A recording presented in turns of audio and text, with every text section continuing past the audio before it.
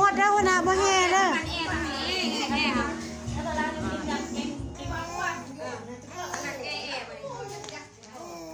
มายักไปให้ขึ้นในใจเอามุกิ่งเด้โอ้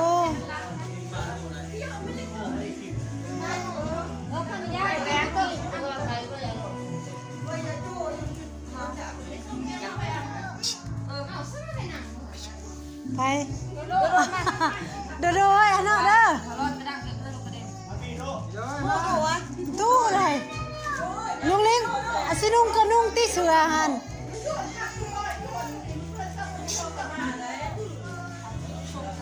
อยากนุ่งก็นุ่งตี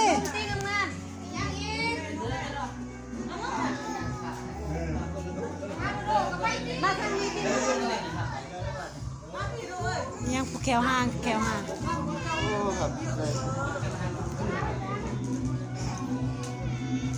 โอ้ยไม่เฮ้ยเกี่ยวมือจะจุ่มจะอ้วนแต่ก็ดีคือกันอ้วนเล็บดีกว่าอ้อยเล็บอ้อยเนี่ยจ้ะอ้อยตะวันนอนได้ใครเลยจุดสุดยุงกับลงลา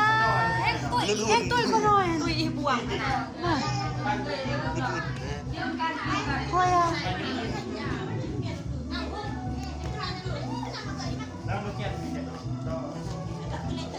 สิได้ตะกอกไอ้จะมันมันจะบอกไง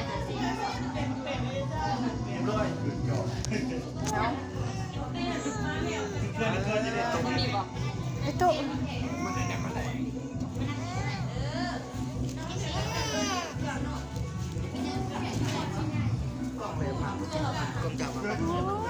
เปลี่ยนโทรศัพท์ตัวแม่ตีกล่องแล้วมาโอ้ยสุปราวันเดือน110 ล้าน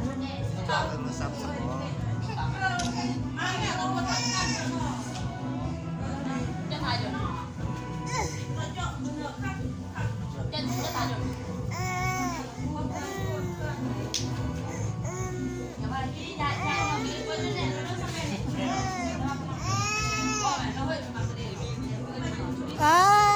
ดี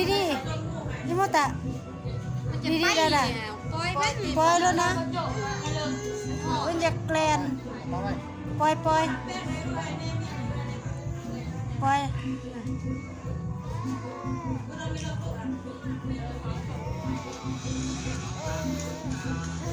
เอาปล่อยหลด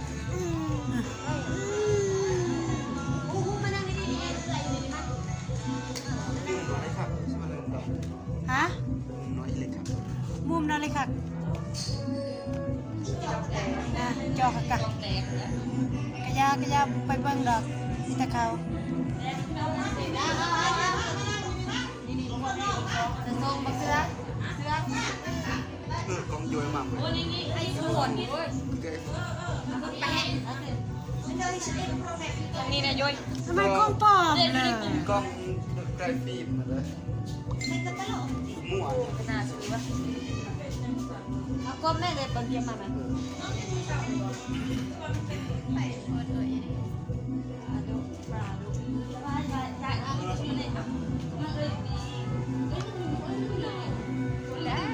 ก็คือกระยมตีกับไตวิโลมา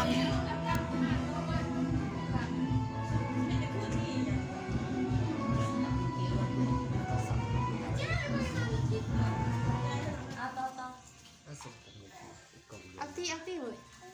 ไอ้นี่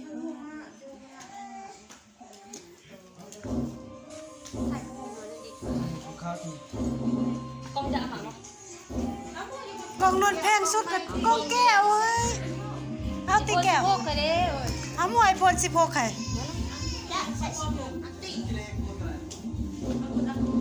ยิ้มนี่ล่ะไว้บนมันยิ้มนี่ล่ะครบไปจันเสือ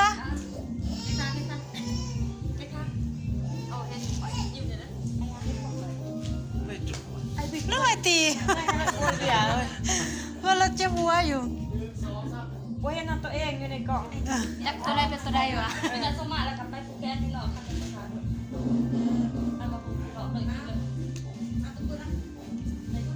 บาดเดียวเลยป่ะ บัดเดียวเลยตัดเลยจะไง เอาเพื่อนกันจะเลยชิว่าว่าจะกัน บัดเดียวเลยเอาเลย อยู่ในกลุ่มเด้อใครอยากเห็นคนสวยอยู่ในกลุ่มเด้อสวย กูเลยไม่อ่าน อีตุ่มเนี่ย กินตุ้งอีตุ้งไม่กระต้อเต้โอ้ระวังสะพายดิมาแล้วดิเค้กกันนะระวังสะพายนี่ค่ะเลยยืนนะเลยตะมือกันเลยคักน้อยจุ่มกลางหน้าเลยคักลักแกะวะตะไปหมกมัว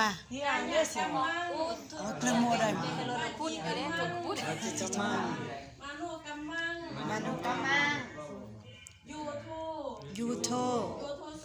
ยูโทโซ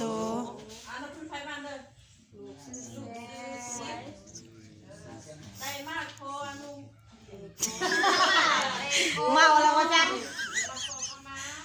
มาขอขมาอโหสิกรรมน้ำพ่อแม่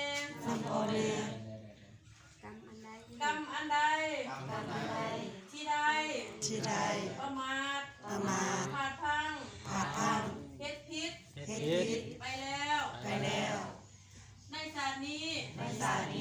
ตั้งแต่เกิดจนปัจจุบันด้วยกายวาจาใจเส้นเคยด่าพ่อแม่เคยกดเขียดพ่อแม่เคยตบต่อยตีว่าทั้งความสำนึกผิดอย่างใดอย่างหนึ่งก็ดีด้วยใจก็ดีด้วยวาจาที่นึกได้ก็ดีและนึกบ่ได้ก็ดี มาตาปิตาหิมันเป็นเลตโต้เลยอ่ะปะมาเทนะฮะ